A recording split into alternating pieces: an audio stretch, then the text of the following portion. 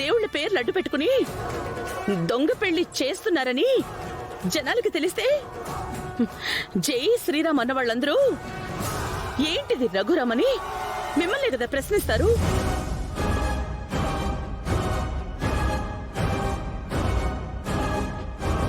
నేను జరగనివ్వను.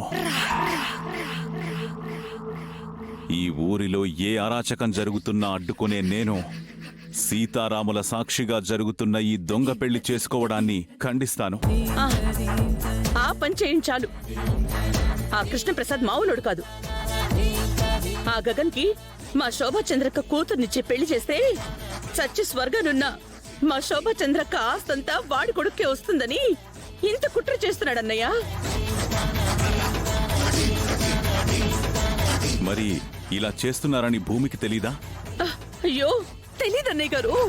అసలు భూమికి గగన్ని పెళ్లి చేసుకోవడమే ఇష్టం లేదన్నయ్య.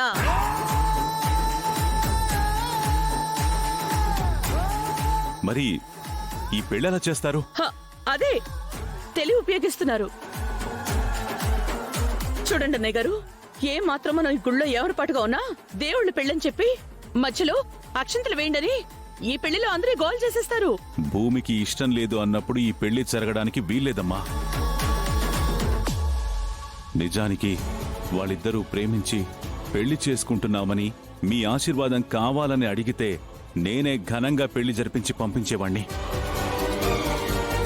కానీ ఇలా మోసం చేస్తూ ఇంటి కోడల్ని చేసుకోవాలనే ఆస్తిని చేజిక్కించుకోవాలని చూస్తే సహించను.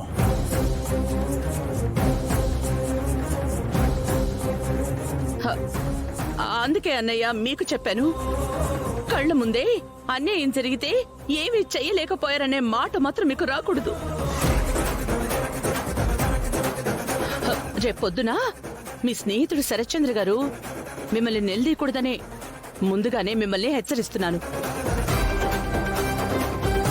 పొరపాటున జరగరాంది జరిగితే మా వారి పరువు పోతే ఈ ఊరు వల్లకాడైనట్టే.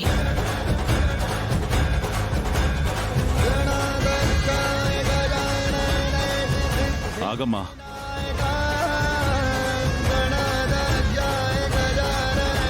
నేనింతకు ముందే చెప్పాను, ఈ రఘురాం చాలా మంది జంటలకి పెళ్లిళ్లు చేశాడు.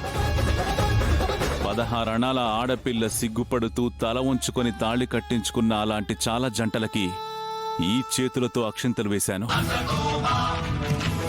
కాని బలవంతంగా మెడలు వంచి తాళి కట్టాలని ప్రయత్నిస్తే వాళ్ల పాలిట ఉగ్ర నరసింహుణ్ణవుతాను.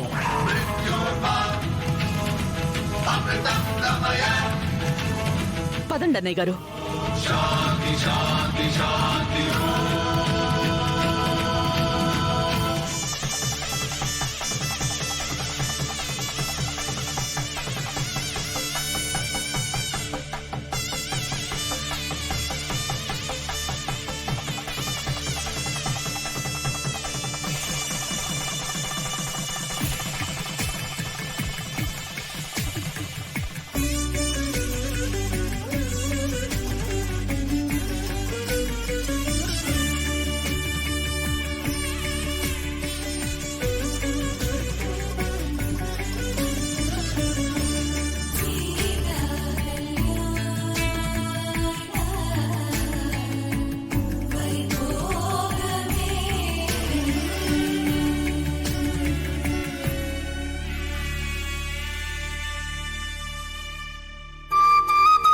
ఇప్పుడు సీతమ్మవారిని రాములవారిని భక్తులు తీసుకువచ్చారు.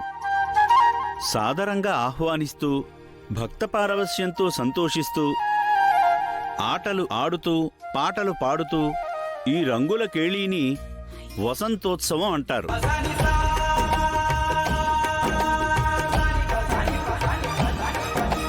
ఈ కళ్యాణ మహోత్సవంలో జరగబోయే ఈ వేడుకను సంబరంగా జరుపుకోవాలి.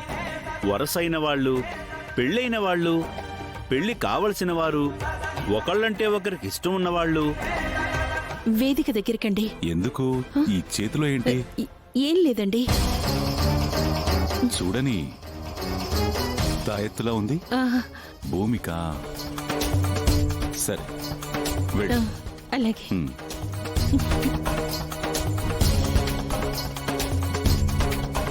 బాబు గగన్, ఆంటీ భూమి పరిస్థితి మీకు తెలుసు కదా. తనని మీరు ఎంత ఇష్టపడ్డారో మాకు తెలుసు. తన కన్నీళ్లు తొడవాలన్నా, తన కష్టాలు పోవాలన్నా స్వాముల వారి అనుగ్రహం పొందిన ఈ తాయిత్తుని మీరు తన మెడలో వెయ్యాలి. అదేంటి ఆంటీ అలా అంటున్నారు? అవును బాబు, తన మేలు కోరేవాడివి కాబట్టి నువ్వే వెయ్యాలి. అది తాయిత్తు నేనే ఎందుకు వెయ్యాలి? తనకిష్టమైన వాళ్ళు ఇద్దరు. ఒకరు తన కన్న తండ్రి, ఇంకొకరు తను ప్రేమించిన మీరు.